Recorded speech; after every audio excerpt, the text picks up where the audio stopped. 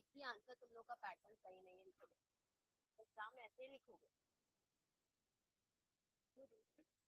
ऐसा लगता है कि तुमको सब चीजें आता है, तुम ऐसे ही करते हो और एग्जाम अभी लिखने के टाइम पे कुछ नहीं।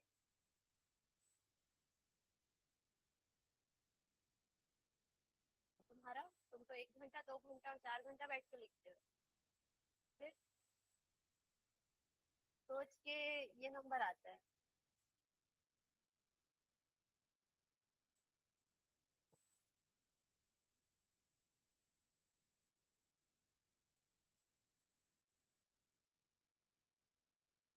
चलो देख लेते हैं।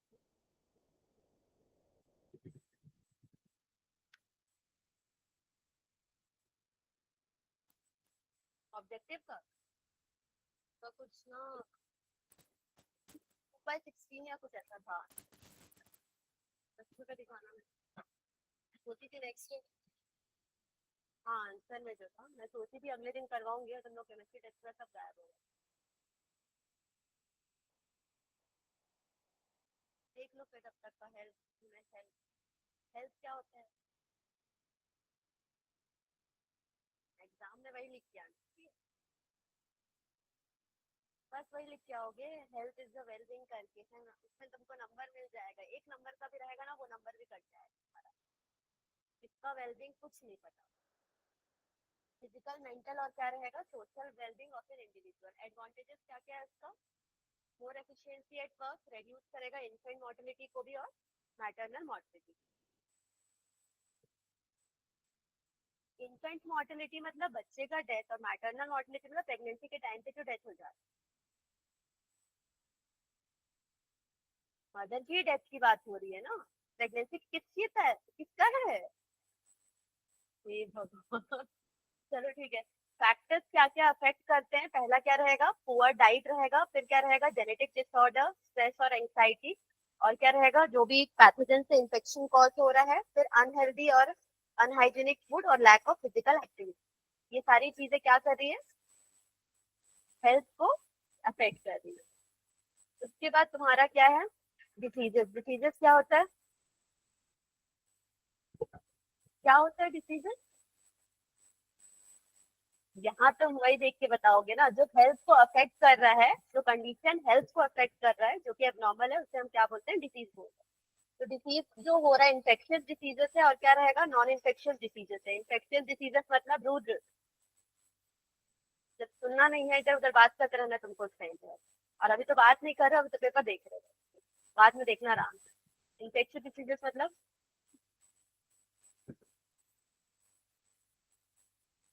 तो नॉन इन्फेक्शियस में क्या रहेगा? हाँ, और नॉन इन्फेक्शियस मतलब क्या रहेगा, वो ट्रांसमिट नहीं होगा from one person to another. तो इन्फेक्शियस के एग्जांपल में क्या क्या चीजें आ रही है, ट्यूबरकुलोसिस, फ्लू, रिंगवर्म, मलेरिया, ये सब एग्जांपल्स है इसका। और इसमें क्या रहेगा, डायबिटीज, हार्ट डिसीज, ये सब किसमें रहेगा, नॉन इन्फेक्शियस डिसीजेस में। उसके बाद तुम्हारा क्या था, पैथोजेंस के बारे में पढ़ते हैं। तो पैथोजेंस क्या होता है, जो डिसीज कॉजिंग माइक्रो ऑर्गेनिजम्स होते हैं उसे हम क्या बोल रहे हैं, पैथोजेंस बोलते हैं। तो कौन से पैथोजेंस होते हैं, बैक्टीरिया, वायरस, फंगाई, ये सब क्या है, पैथोजेंस होते हैं। तो तुम्हारा नाम तुमको याद नहीं हो रहा या जो भी है, तो तुम लोग इतना कम से कम कौन सा उसमें दिया हुआ है उसको याद कर लो। टाइफाइड याद कर लो, टाइफाइड का क्या है, साल्मोनेला टाइफी। ठीक है, निमोनिया का सुने दिया, निमोनिया का क्या है, स्ट्रेप्टोकोकस निमोनिया। तो वो याद है तुमको, फिर क्यों नहीं बोल रहे हो? डिप्थेरिया का क्या है यहाँ पर, कॉरिनी बैक्टीरियम डिप्थेरिया।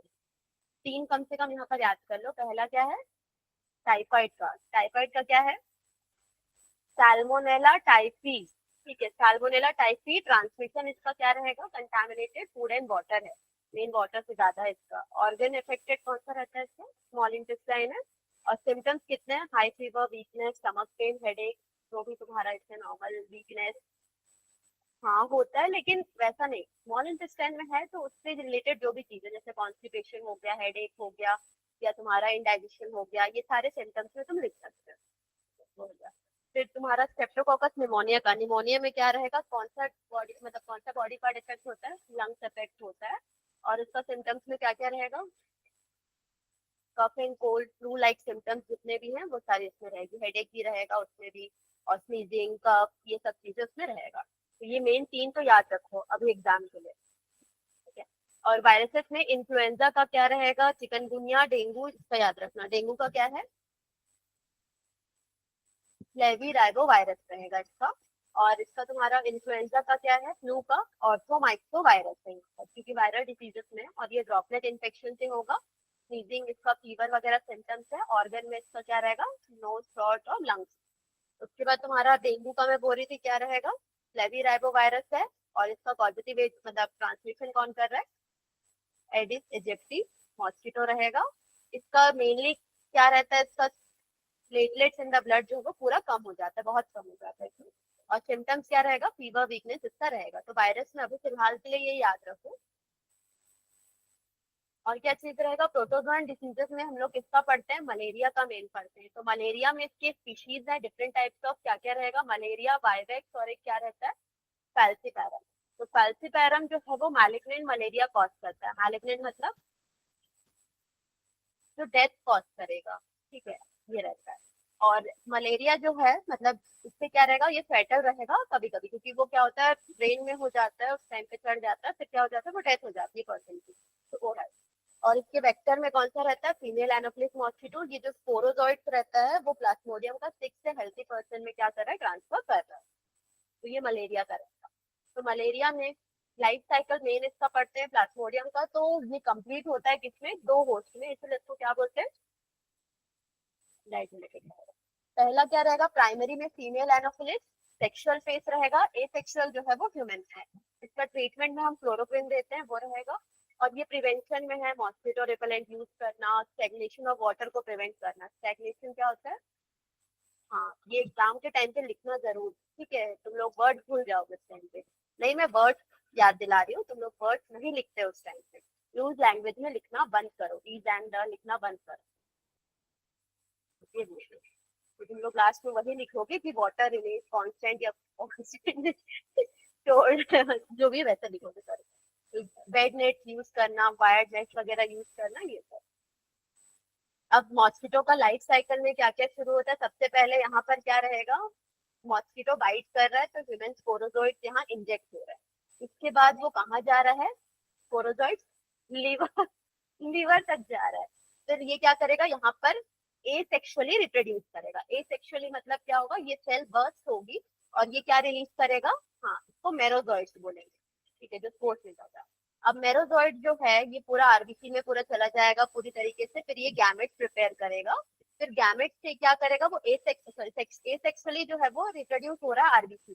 फिर आरबीसी रप्चर होके क्या करती है, गैमेट रिलीज करती है। जब रिलीज करती है तो वहां पर एक टॉक्सिन रिलीज होता है जिसका नाम हीमोजोइन होता है, जो हमें फीवर या चिल्स होता है मलेरिया में वो कॉज करता है, कौन, हीमोजोइन। उसके बाद ये क्या करेगा, फीमेल मॉस्किटो जो है वो क्या लेगा, ये गैमेट्स को नील के फॉर्म में लेगा। उसके बाद वो फर्टिलाइज करेगा अपने बॉडी में। उसके बाद जाइगोट का फॉर्मेशन होगा, फिर ये मियोसिस करके फिर से ये क्या करेगा, इंजेक्ट करेगा दूसरे को। तो यहाँ पर जो जो मैच्योर स्पोरोजोइट्स होती है ये मेनली कहाँ पे होता है, गट ऑफ सलाइवरी ग्लैंड का जो मॉस्किटो का रहेगा वहां से, फिर वहां पे जब इंजेक्ट करेगा तो पास होगा। तो ये पूरा साइकिल है। तो यहाँ पर मेन तुम्हें ये याद रखना है कि एसेक्सुअली कहाँ पर हो रहा है, लिवर सेल्स में हो रही है वहां पर। फिर आरबीसी गैमेट्स प्रोड्यूस कर रही है। फिर फर्टिलाइजेशन जो है वो किसमें हो रहा है, मॉस्किटो में हो रहा है, ठीक है। एक्सटर्नल बॉडी आ गया है, तो मॉस्किटो में हो रहा है। फिर यहाँ पर कौन सा हो रहा है, हाँ, ठीक है। उसके बाद मियोसिस हो रहा है, यहाँ पर मियोसिस डिवीजन होगा। फिर ये सारा वापस से स्पोरोजोइड जो है वो वापस क्या होगा, दूसरे पर्सन में चला जाएगा जब वो बाइट करेगा।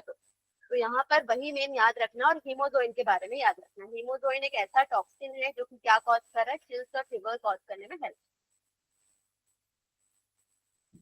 उसके बाद तुम्हारा क्या था, प्रोटोजोन डिसीजेस में ये क्या था, एमीबिक डिसेंट्री का, ये याद रखना है क्योंकि बुक में दिया है, एंटामीबा हिस्टोलिटी का इसका नाम नॉर्मली एमीबियासिस है या एमीबिक डिसेंट्री है इसका। तो फिर क्या रहेगा, एंटामीबा हिस्टोलिटी का है। फिर तुम्हारा एक और है यहाँ पर काला अजहर का एक दिया होगा, तो ये मेन तुम्हारे बुक में दिया होगा। सबसे ज्यादा तो एमीबियासिस का ही दिया है। कंटामिनेटेड फूड और वाटर से होगा, और इसमें भी सिम्टम्स मेन, अगर कंटामिनेटेड फूड और वाटर से हो रहा है ये भी मेन कॉज करता है, किसको, स्टमक में जाके कॉज करेगा, लार्ज इंटेस्टाइन में कॉज कर रहा है। तो इसको क्या रहेगा, एब्डोमिनल पेन, क्रैम्प्स और इसमें और क्या चीजें रहेंगी, स्टूल्स विद एक्सेस म्यूकस का ब्लड रहेगा, कॉन्स्टिपेशन होगा, अल्टरनेटिंग रहेगा, डायरिया भी होता है, वो मेन रहेगा। तो फिर पहला क्या था, अमीबियासिस, उसका पैथोजन क्या था, एंटा अमीबा हिस्टोलिटिका। स्टार्टिंग से पहले हम लोग बैक्टीरियल डिसीज पढ़ते हैं, तो टाइफाइड का क्या है, सैल्मोनेला टाइफी। निमोनिया का स्ट्रेप्टोकोकस निमोनिया, ठीक है। उसके बाद तुम्हारा वायरल डिसीजेस में इन्फ्लुएंजा का, तुम इन्फ्लुएंजा वायरस भी लिख के आओगे तो भी चलेगा, लेकिन ऑर्थोमाइक्सो वायरस उसका रहता है, ठीक है। और डेंगू का फ्लेवी राइबो वायरस है उसका, ठीक है। एमीबियासिस का अभी पढ़े, एमीबियासिस का एंटा अमीबा हिस्टोलिटिका। तो अमीबा याद रखो ना, अमीबियासिस से तो वो एंटा अमीबा है, हिस्टोलिटिका अमीबा याद रखना उसका। उसके बाद फंगल डिसीजेस में ये तीन नाम मेन है, ट्राइकोफाइटन, माइक्रोस्पोरम और एपिडर्मोफाइटन, ये तीनों मेन है। ये इसके सिम्टम्स में क्या क्या रहते हैं, dry scaly lesions of skin, nails और स्कैल्प में रहेगा, इचिंग होगा, और ये मेनली इन्फेक्टेड इंडिविजुअल से या फिर सॉइल से इन्फेक्ट हो रहा है। और ऑर्गन्स में स्किन, हेयर और स्कैल्प। तो ये डिसीज कौन सा रहता है, रिंगा, किससे हो रहा है, और एपिडर्मोफाइटन। इसमें तुम लोगों को ये इंटेस्टिनल फ्लूइड तो नहीं, एस्कैरिसिस का याद रखना है, एस्कैरिसिस और एलिफेंटियासिस का। एस्कैरिसिस का क्या है, एस्कैरिस ल्यूम्ब्रिकॉइड। फिलारिसिस का क्या है, बुचेरेरिया बैनक्रॉफ्टी एंड बुचेरेरिया मलाई। अब दूध वाला मलाई याद रखो, इसमें जो भी है बुचेरेरिया बैनक्रॉफ्टी का, ठीक है। एक बैनक्रॉफ्टी और एक क्या रहेगा, बुचेरेरिया मलाई। और इसको हम फिलारियसिस भी बोलते हैं, क्योंकि इसमें क्या रहता है, मेनली फिलारियल वर्म्स का रहता है मेनली। और ये इसका जो ट्रांसमिशन हो रहा है वो किससे हो रहा है, क्यूलेक्स मॉस्किटो से हो रहा है। एस्कैरिसिस का मेन किस्सा रहता है, इसका इंडाइजेशन, वॉमिटिंग, डायरिया वगैरह से। और जो एस्कैरिसिस होता है उसमें क्या रहेगा, इंटरनल ब्लीडिंग होगी, और क्या चीजें होंगी, फीवर, एनीमिया। और मेनली जो एलिफेंटिसिस होता है उसमें क्या रहेगा, swelling of legs and genital organs रहता है। तो ये एक ही रहता है ऐसा, उसका नाम क्या रहेगा, एलिफेंटिसिस। और उसका एजेंट क्या है, मतलब पैथोजन क्या है, मलाई और बैनक्रॉफ्टी, बुचेरेरिया मलाई और बुचेरेरिया बैनक्रॉफ्टी। एस्कैरिसिस का एस्कैरिसिस लुम्ब्रिकॉइड्स रहेगा इसका। मच्छर के काटने से बस स्प्रेड होगा, क्यूलेक्स ही करेगा सिर्फ, और कोई मॉस्किटो नहीं। जैसे एनोफिलिस सिर्फ मलेरिया के लिए है, एडिस एजिप्टिस सिर्फ डेंगू के लिए है वो। उसके बाद तुम्हारा यहाँ पर और एक चीज क्या है, एस्कैरिसिस जो है वो इंटेस्टाइन में हो रहा है, और इसमें क्या रह रहा है, एलिफेंटिसिस जो है वो जेनाइटल ऑर्गन का लोअर लेवल में। तो ये दोनों इसका याद रखो। उसके बाद अच्छा ये बता, लाइफ साइकिल में क्या था तुम्हारा,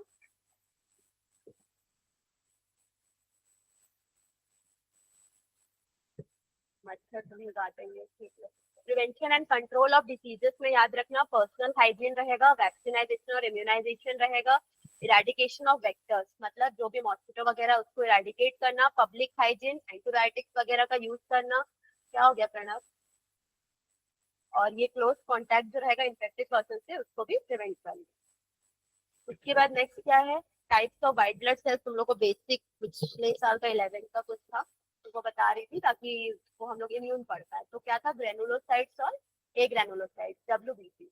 तो ग्रेनुलोसाइट्स तीन टाइप के हैं, न्यूट्रोफिल, स्नोफिल और क्या रहेगा, बेसोफिल। मेनली न्यूट्रोफिल किसमें हेल्प करता है, फेगोसाइटोसिस में हेल्प कर रहा है, एनगल्फ कर रहा है, ठीक है। और क्या करे, स्नोफिल मेनली पैरासिटिक इन्फेक्शन के लिए, और बेसोफिल जो रहेगा एलर्जिक रिएक्शन के लिए रहेगा। और एक ग्रेनुलोसाइट में लिम्फोसाइट और मोनोसाइट है। लिम्फोसाइट इम्यून रेस्पॉन्स के लिए रहेगा, मोनोसाइट के लिए बैक्टीरिया, वायरस या फंगाई का फाइट करने के लिए, और लिम्फोसाइट बी, टी और नेचुरल किलर सेल रहेगा। तो बी, टी के बारे में मेनली हम लोग पढ़ेंगे, फिर इसमें इम्यून है करके। अब इम्यूनिटी, इम्यूनिटी का डेफिनेशन क्या होता है, capacity of an organism to resist और डिफेंड फ्रॉम हार्ट। तो ये मेनली कितने टाइप के हैं, अडेप्टिव और क्या रहेगा, इनेट। अडेप्टिव दो टाइप का, नेचुरल और आर्टिफिशियल। तो इसमें भी क्या रहता है, पैसिव रहता है और एक्टिव रहेगा, और इसमें भी क्या रहेगा, पैसिव और एक्टिव है। तो नेचुरल में जो पैसिव रहेगा वो मैटरनल के थ्रू इम्यूनिटी जो आ रहा है, और इसमें क्या रहेगा एक्टिव वाला इन्फेक्शन जो बाहर से हो रहा है वो। आर्टिफिशियल में जो रहेगा वो एंटीबॉडी ट्रांसफर की वजह से जो हो रहा है पैसिव में, और एक्टिव में इम्यूनाइजेशन की वजह से आता है जो वो। तो सबसे पहला क्या देखते हैं, इनेट इम्यूनिटी में 4 टाइप के क्या होते हैं, बैरियर्स होते हैं। कौन से? इनेट जो है वो बर्थ से रहेगा और इनहेरिट होगा किससे, पेरेंट्स से रहेगा। 4 टाइप का कौन सा? फिजिकल, फिजियोलॉजिकल, सेलुलर और साइटोकाइन। कौन से?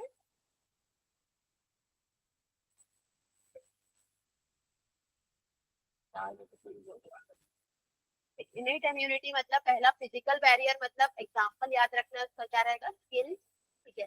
Mucus coating of epithelium lining जो रेस्पिरेटरी या गैस्ट्रोइंटेस्टिनल में रहेगा, ये मेनली क्या करेगा, प्रिवेंट करेगा किस चीज को, entry of micro organisms body में। दूसरा क्या रहेगा इसमें, जैसे फिजियोलॉजिकल है, फिजियोलॉजिकल मतलब जो एसिड प्रेजेंट होगा सलाइवा, सलाइवा जो माउथ में होगा, एसिड जो स्टमक में होगा, ये और टीयर्स जो आइज से हो रहा है, ये सारे फिजियोलॉजिकल बैरियर। तो ये मेनली क्या करते हैं, प्रिवेंट करते हैं माइक्रोबियल ग्रोथ को बॉडी में। उसके बाद थर्ड आता है सेल्यूलर। सेल्यूलर में क्या रहेगा, फेगोसाइटोसिस और माइक्रोब्स को डिस्ट्रॉय करेगा, जैसे WBC से अभी पढ़े। तो उसमें क्या रहेगा, एक PMNL होता है, यानी कि पॉलीमॉर्फो न्यूक्लियर ल्यूकोसाइट। ये मोनोसाइट्स और NK सेल्स, ये सारी चीजें जो है वो क्या कर रहा है, डिस्ट्रॉय कर रहा है माइक्रोब्स को, और फेगोसाइटोसिस कर रहा है। तो ये कौन सा बैरियर है, सेलुलर बैरियर है। उसके बाद साइटोकाइन बैरियर्स है, ये क्या है, वायरस इन्फेक्टेड सेल्स है जो कि एक प्रोटीन सिक्रीट करती है, जिसे हम क्या बोलते हैं, इंटरफेरॉन।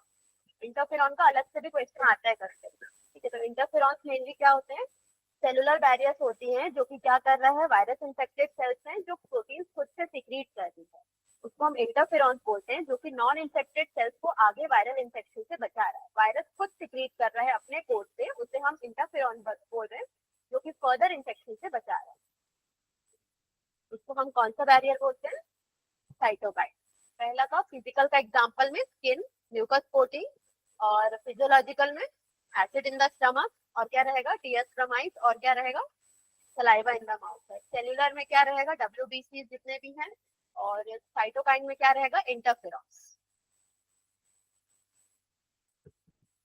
एक्वायर्ड इम्यूनिटी मतलब क्या रहेगा, जो कि बाद में एक्वायर हुआ है, यानी कि डेवलप, इंडिविजुअल का डेवलप कब हो रहा है, नॉट प्रेजेंट फ्रॉम बर्थ। और ये मेनली क्या रहेगा, ये पैथोजन स्पेसिफिक है, और मेमोरी से क्या रहेगा, कैरेक्टराइज रहेगा, मेमोरी याद रहेगा। जैसे फर्स्ट टाइम जब कोई पैथोजन एंटर कर रहा है, उस रिस्पॉन्स को हम प्राइमरी रेस्पॉन्स बोल रहे हैं, क्योंकि लो इंटेंसिटी का रहता है पहली बार। लेकिन जब फर्दर एनकाउंटर होता है सेम पैथोजन का, तो वो क्या क्रिएट करता है, सेकेंडरी इम्यून रेस्पॉन्स, जो कि फर्स्ट एनकाउंटर का क्या रहेगा, उसका मेमोरी। तो यहाँ पर वापस वही चीज, एक्वायर्ड इम्यूनिटी, एक्टिव इम्यूनिटी, और क्या रहेगा, पैसिव इम्यूनिटी। तो यहाँ एक्टिव इम्यूनिटी जो है वो वैक्सीनेशन से जो आ रहा है यहाँ पर, उसमें नेचुरल और आर्टिफिशियल है। तो नेचुरल में ये इन रेस्पॉन्स टू इन्फेक्शन जो रहेगा वो, और आर्टिफिशियल में वैक्सीनेशन से जो मिल रहा है वो रहेगा। इसमें जब देखते हैं पैसिव में, नेचुरल में, तो ये किससे आ रहा है, मदर से आ रहा है। और क्या रहेगा इसमें, आर्टिफिशियल में कोई इंफ्यूशन या मतलब मेडिसिन से जो एंटीबॉडीज आ रही है, वो सारी चीजें रहेगी। उसके बाद नेक्स्ट क्या रहता है इसमें, टाइप में क्या रहेगा, ह्यूमोरल इम्यून रेस्पॉन्स या एंटीबॉडी मेडिएटेड इम्यूनिटी। ये किसका है, एक्वायर्ड इम्यूनिटी का, और ये मेनली ब्लड और लिम्फ का रहेगा। और सेकंड क्या रहेगा, सेल मेडिएटेड इम्यूनिटी बोल रहे हैं इसको, और ये मेनली किसका है, टी लिम्फोसाइट से। जैसे ग्राफ्ट रिजेक्शन होता है किसमें, ऑर्गन ट्रांसप्लांटेशन के टाइप, टिश्यूज चेक करते हैं फिर रिजेक्ट हो जाता है, तो वो सारी चीजें जो है डिफरेंशिएट करती है किन चीजों को, सेल्फ और नॉन सेल्फ, जैसे हमारा कौन सा, दूसरा कौन सा।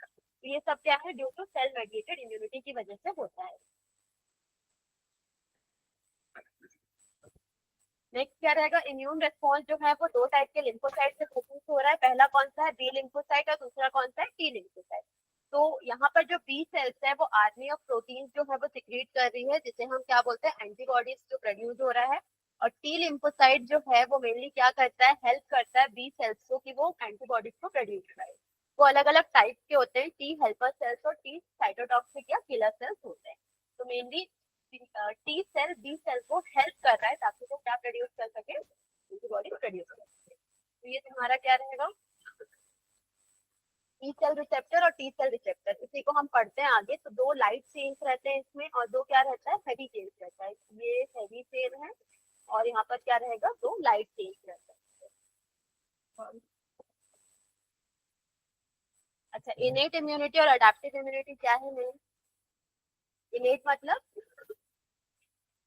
बर्थ से हो रहा है, अडेप्टिव या एक्वायर्ड मतलब जो बाद में जनरेट हो रहा है। तो ये एंटीबॉडी का मॉलिक्यूल है। इसमें जो लिंकेज रहता है वो किसका रहता है? डाइसल्फाइड लिंकेज रहेगा, डाइसल्फाइड बॉन्ड का लिंकेज रहता है, हैवी और लाइट चेन याद रखना इसका। तो एंटीबॉडी का मॉलिक्यूल अगर पूछेगा तो डायग्राम बनाना, और यहाँ पर जो लिंकेज है वो भी बताना है कि डाइसल्फाइड बॉन्ड का रहेगा, इनके बीच में भी जो रहेगा वो डाइसल्फाइड बॉन्ड का ही लिंकेज है। उसके बाद टाइप्स ऑफ एंटीबॉडीज देखते हैं, तो टाइप्स में कौन सा रहेगा? ए, डी, ई, जी और एम का है। तो मैं बताई थी ना क्या था।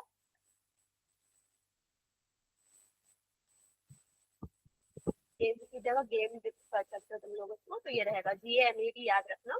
तो अगर जी का याद रखोगे सबसे पहले तो वो क्या करता है? फेगोसाइट से बाइंड होगा, और ये मेनली सेकेंडरी रेस्पॉन्स में रहेगा और प्लेसेंटा को क्रॉस कर सकता है। उसके बाद नेक्स्ट क्या रहेगा? ये ए का, ये म्यूकस सलाइवा जो है, टीयर्स, कोलेस्ट्रॉम, इसके लिए रहता है मेनली, ये कोलेस्ट्रॉम में पड़े होंगे इसको। और उसके बाद कौन सा है? एम का, एम मेनली क्या रहेगा? ये बी सेल इम्यून रिसेप्टर के लिए काम करेगा, प्राइमरी रेस्पॉन्स के लिए मेनली हेल्प कर रहा है। एम से मेमोरी याद रखना, प्राइमरी रेस्पॉन्स याद रखना इसका। उसके बाद तुम्हारा ई रहेगा, ई में एलर्जी याद रखना इसका, एलर्जी के लिए रहेगा, मास्ट सेल और बेसोफिल से ये बाइंड होता है, एंटी पैरासिटिक एक्टिविटी शो करेगा। और तुम्हारा डी जो है वो बी सेल रिसेप्टर रहेगा ये मेनली, और ये क्या करेगा? जो रिलीज हो रहा है IgM उसी को स्टिमुलेट करेगा मेमोरी के लिए, क्योंकि ये भी बी को हेल्प कर रहा है वो करने के लिए, मेमोरी को मतलब रिस्पॉन्स क्रिएट कर। उसके बाद हाँ, एंटीजन और एंटीबॉडी बताइए। एंटीजन क्या होता है?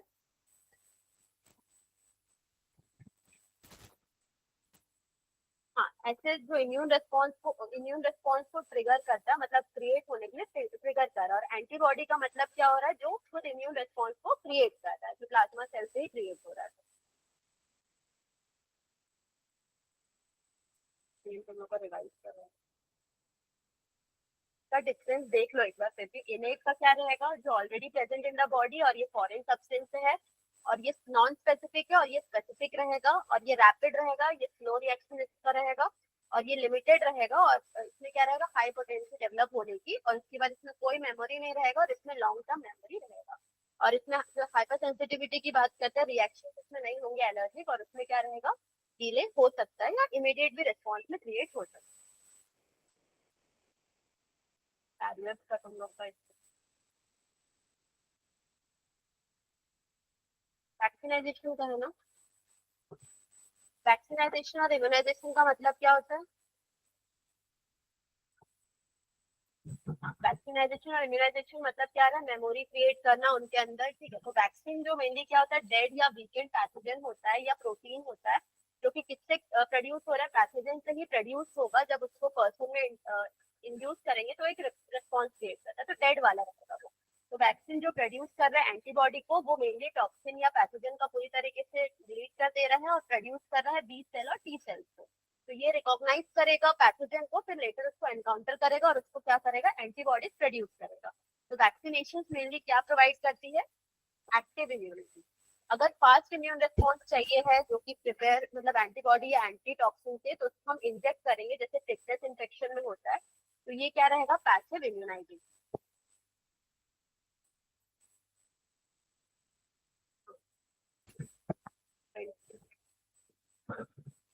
ये वाला जो वैक्सीनेशन और इम्यूनाइजेशन है वो मेनली क्या रहेगा? मेमोरी ऑफ इम्यून के ऊपर डिपेंड करेगा, जैसे कि हमारी जो इम्यून है वो कितना टाइम तक उसको याद करके रख सकते हैं, उसके ऊपर डिपेंड करेगा।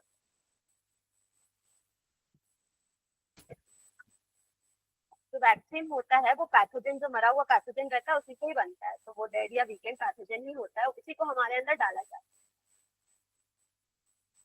हाँ, उसी सबका अलग अलग रहेगा।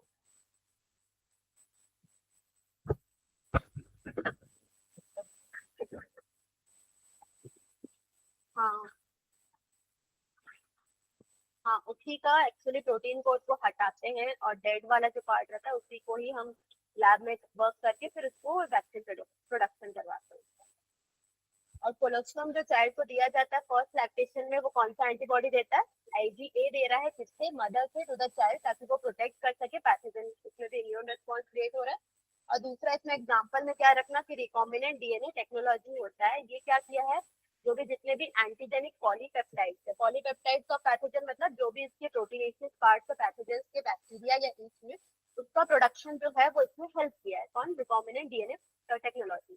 तो वैक्सीन इससे क्या हुआ, बहुत ज्यादा अमाउंट में बन पाया है और हमें अवेलेबल हो पाया ताकि हमें इम्यूनिटी प्रोवाइड हो सके। जैसे हेपेटाइटिस बी वैक्सीन जो है वो ईस्ट से प्रोड्यूस हुआ है वो।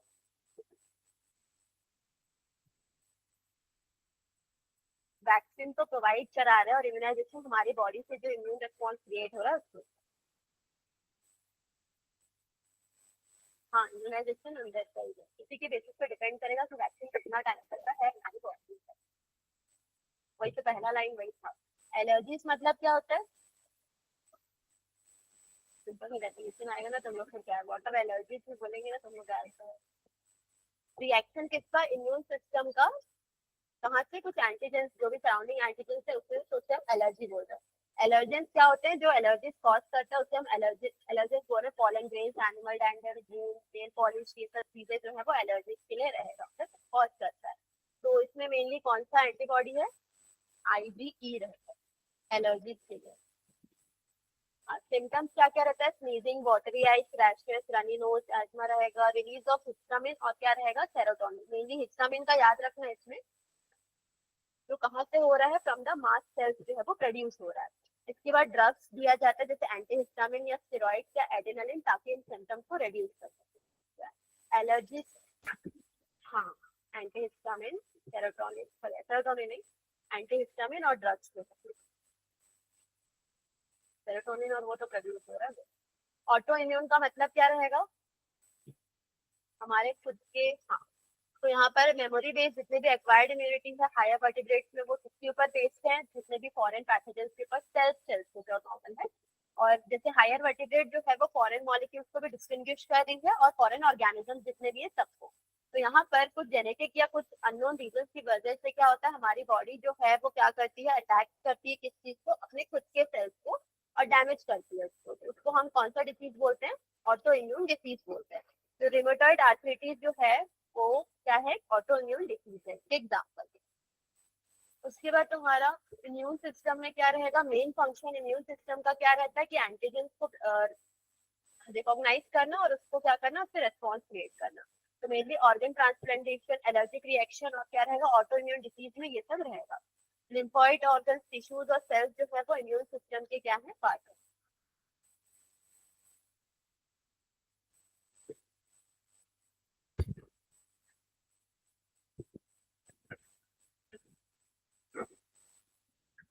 हाँ, तो वो पूरा पैसिव इम्यूनाइजेशन रहता है, मतलब हमेशा रहेगा। एक एक्टिव इम्यूनिटी में आता है, पैसिव में आता है। वही हम लोग नीचे पढ़े थे, हेपेटाइटिस बी वायरस से प्रोड्यूस हो रहा है वहां से, वो पैसिव इम्यूनाइजेशन रहता है जो हमेशा नहीं होता। पोलियो वायरस, पोलियो वैक्सीन का जो रहता है ना, तो ये पैसिव है। हाँ, सारे अलग अलग पार्ट्स में।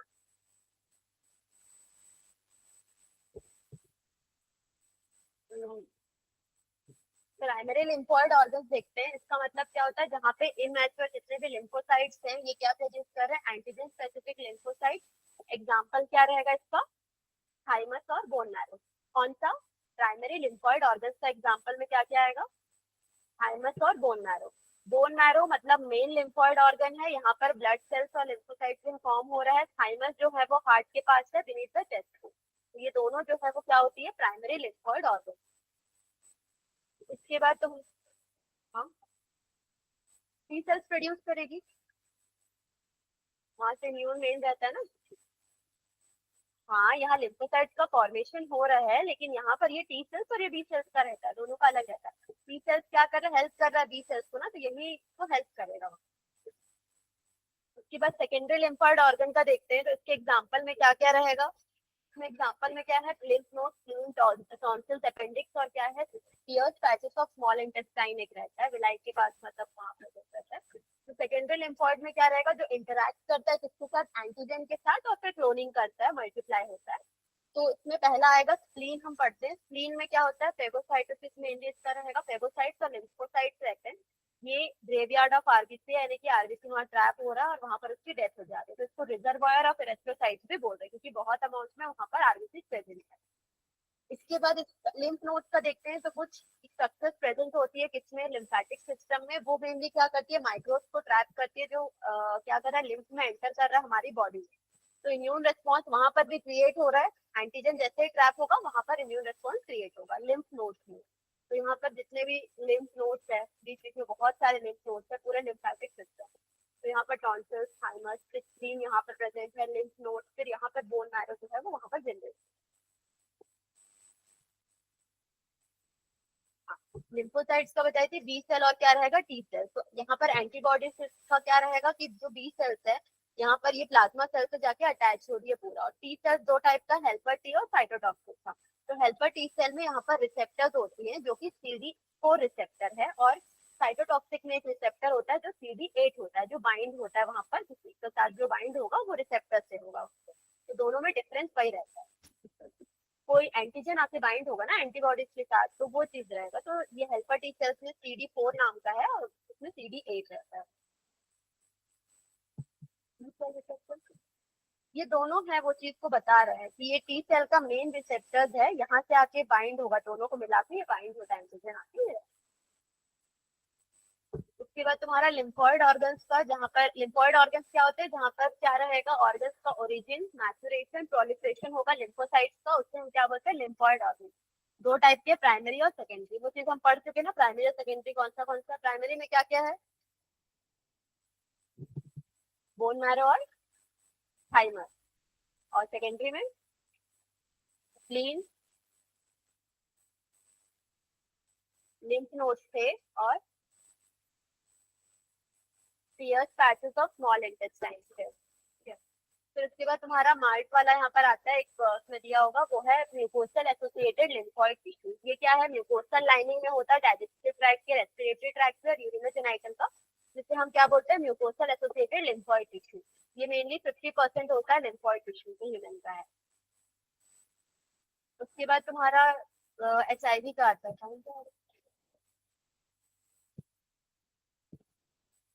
HIV का पूछ कर लो। एड्स का देखते हैं, तो एड्स का फुल फॉर्म क्या है, एक्वायर्ड इम्यूनो डेफिशिएंसी सिंड्रोम। ये 1981 में था। इसमें किससे हो रहा है, फैमिली इसका रेट्रोवायरस है, जो कि क्या है, HIV यानी कि ह्यूमन इम्यूनो डेफिशिएंसी। ट्रांसमिशन जो है वो किससे हो रहा है, सेक्सुअल इंटरकोर्स इन्फेक्टेड पर्सन से, transfusion contaminated blood infected needle से, और प्लेसेंटा मदर टू फीटस।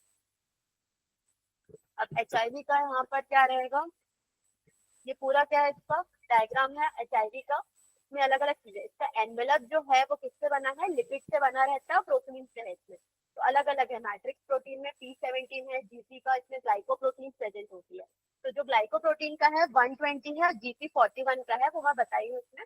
तो GP जो 120 रहता है वो CD4 से, जो CD4 रिसेप्टर्स पड़े थे उससे बाइंड होता है, और क्या करता है मेनली, वो रिसेप्टर मतलब किस रिसेप्टर से बाइंड होता है वो दिया है। और ये मेनली क्या रहेगा, सेलुलर और वायरल मेम्ब्रेन के साथ बाइंड होने में हेल्प करता है GP41।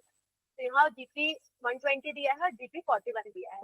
ये वाला 120 है, और ये वाला क्या रहेगा, जो लाइनिंग है यहाँ पर वो 41 रहेगा। तो दोनों अलग अलग जगह पे बाइंड होती है। इसके अलावा इसके अंदर कौन सा जीनोम रहता है, हाँ, RNA से ही इसमें क्या बनेगा, कौन सा रिवर्स ट्रांसक्रिप्शन होगा, तो फिर बाद में DNA का फॉर्मेशन होता है। तो वो पूरा उसमें सेल मिलेगा।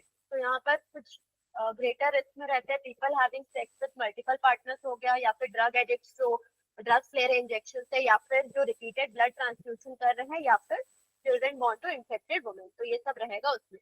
तो पॉइंट्स में अगर पूरा एड्स का आता है तो हर एक चीज लिखिए। यहाँ पर वही देखना कि रेट्रोवायरस फैमिली है, इसका RNA कोर है अंदर में। ये क्या कर रहा है, एनिमल सेल को इन्फेक्ट कर रहा है। तो ये जब एनिमल सेल को इन्फेक्ट करेगा तो RNA इंट्रोड्यूस हो रहा है एनिमल सेल में, और यहाँ पर जो प्रोसेस हो रहा है रिवर्स ट्रांसक्रिप्शन और एंजाइम रिवर्स ट्रांसक्रिप्शन है।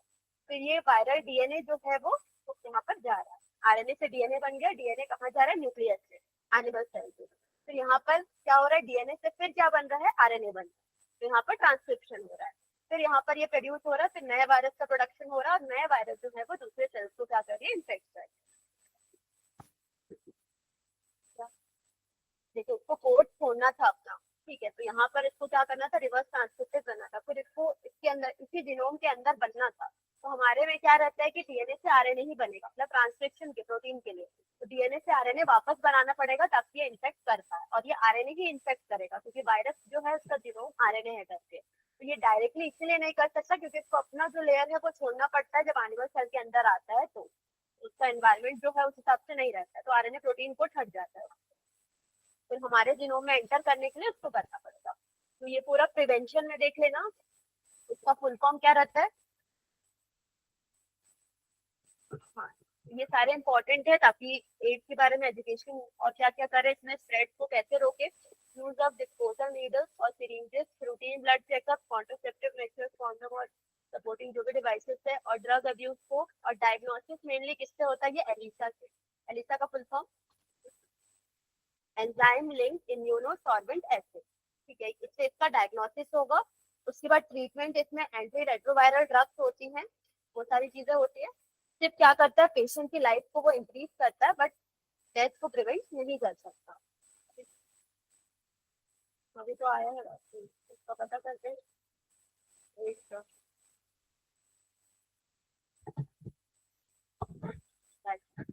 क्या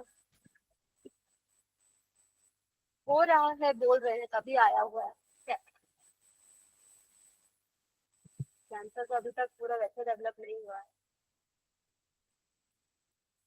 थर्ड तक हो गया था, लास्ट में क्या था, कैंसर ही था ना, उसमें कुछ है नहीं, पर बस ऐसे देख लो, स्लाइड देख लो कुछ।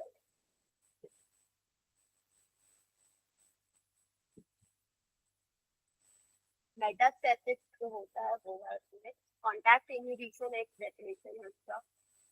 कॉन्टैक्ट इनहिबिशन क्या होता है,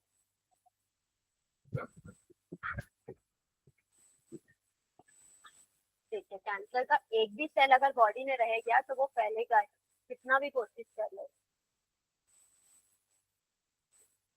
कॉन्टैक्ट इनहिबिशन तो बोल रहे हो, नहीं नहीं, वो पकड़ने वकड़ने से इन्फेक्ट नहीं होगा।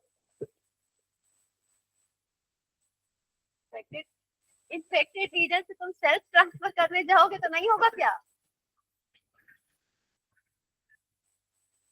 यूट्रस निकाल देते हैं ना तो फिर बच जाते हैं, वो केस है।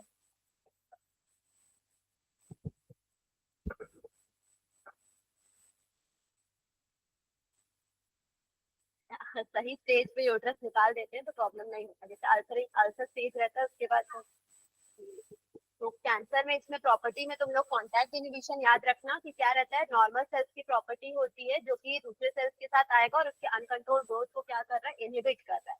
तो कैंसर सेल्स के अंदर ये प्रॉपर्टी नहीं होती है, वो बढ़ाते जाते हैं, ठीक है। तो कॉन्टैक्ट इनहिबिशन का मतलब क्या रहेगा, कॉन्टैक्ट में आएगा और इनहिबिट करता है प्रॉपर्टीज को। हाँ, लेकिन इसमें ये नहीं रहेगा, याद रखना। और ट्यूमर्स क्या होते हैं, मासेस ऑफ सेल्स या प्रोलिफरेशन ऑफ सेल्स जो होती है उसको हम ट्यूमर बोल रहे हैं। उसके अलावा इसमें क्या था, टाइप्स था, क्या था, बिनाई और मैलिग्नेंट। जो मैलिग्नेंट रहता है वो क्या रहेगा, डैमेज डैमेज कर रहा है, बिनाई जो रहता है वो एक ही जगह में रहेगा, दूसरी जगह फैलेगा नहीं, ये रहेगा। उसके बाद क्या था कि कैंसर सेल्स का तुम्हारा ग्रोथ कैसा रहता है, तो एक ये था मेटास्टेसिस का। तो कैंसर सेल्स में क्या नहीं होता, लॉस कर चुकी होती है, मतलब कॉन्टैक्ट इनहिबिशन की प्रॉपर्टी नहीं होती है, तो उसे हम मेटास्टेसिस शो करता है वर्चुअली। तो मेटास्टेसिस मतलब वो अनकंट्रोल ग्रोथ होता रहेगा, तो वो रहेगा। ट्यूमर से सेपरेट होके बॉडी फ्लूइड से कहीं भी वो पूरी तरीके से ट्रांसफर हो जाती है, तो वही चीजें यहाँ पर म्यूटेशन शो कर रहा है। उसके बाद लंप जैसा दिखेगा, फिर सराउंडिंग एरिया में पूरे पूरे पार्ट में क्या करेगा, स्प्रेड हो जाएगा। तो इसमें मैं बताई थी टाइप्स में, कार्सिनोमा, सार्कोमा, ल्यूकेमिया, और क्या रहेगा, लिम्फोमा, माइलोमा, ब्रेन और स्पाइनल कॉर्ड का, ये टाइप्स में था उसमें। Tumour types of cancer, tumour का हाथ वही तो कैंसर में आएगा। कॉसेस में ये था कि कार्सिनोजेंस जो है वो नॉर्मल सेल्स को कैंसरस सेल्स में कर रही है, वो फिजिकल, केमिकल या बायोलॉजिकल हो सकती है, ये याद रखना। फिजिकल में क्या क्या आता है, X rays, UV rays, gamma rays रहेगा। केमिकल में क्या क्या है, केमिकल जो कि स्मोक ऑफ टोबैको में प्रेजेंट है, और जितने भी हैं वायरसेस उन्हें हम ऑन्कोजेनिक वायरसेस बोलते हैं, ट्यूबर कॉसिंग जो वायरस है। उसके बाद इसमें डायग्नोसिस में क्या क्या था कि हम क्या करेंगे, बायोप्सी करेंगे, हिस्टोलॉजी ऑफ द टिश्यू, कुछ टिश्यू निकालेंगे, उसको थिन स्लाइस में कट करेंगे, फिर चेक करेंगे कि उसमें ग्रोथ शो हो रहा है या नहीं हो रहा है करके। तो इंक्रीज सेल काउंट जो है ब्लड में, या बोन मैरो टेस्ट भी करते हैं हम। उसके अलावा रेडियोग्राफी, एमआरआई और कंप्यूटर टोमोग्राफी भी रहेगा। फिर कुछ कैंसर्स में ना यूज ऑफ एंटीबॉडीज यूज करते हैं ताकि क्या कर सके, जीन्स को डिटेक्ट कर सके उसकी फैमिली हिस्ट्री के हिसाब से कि वो होगा या नहीं होगा कर। और क्या तो इसमें कैंसर में भी हम पीसीआर भी करते हैं और उसका भी सॉरी एड्स में पीसीआर है, एलिसा और पीसीआर है। इसमें तो सिंपल वही है, बायोप्सी और वही करेंगे ना। हाँ बायोप्सी जो है वही करेंगे, उसमें पीसीआर और एलिसा है। हाँ उससे पता चलता है कि ग्रोथ किस हो रहा है वो पता चलेगा। इसमें सर्जरी इसका ट्रीटमेंट रहेगा, फिर रेडियोथेरेपी रहेगा, फिर कीमोथेरेपी रहेगा, और क्या रहेगा इम्यूनोथेरेपी। तो कीमोथेरेपी से भी क्या हो रहा है, कुछ कॉम्प्लिकेशन भी आ जा रहे हैं। और इसमें एक इम्यूनोथेरेपी में याद रखना है कैसे अल्फा इंटरफेरॉन याद रखना है इसमें, जो कि क्या कर रहा है, डिस्ट्रॉय कर रहा है ट्यूमर को। उसके बाद ड्रग एब्यूज हम लोग को याद है, कॉफी प्लांट का।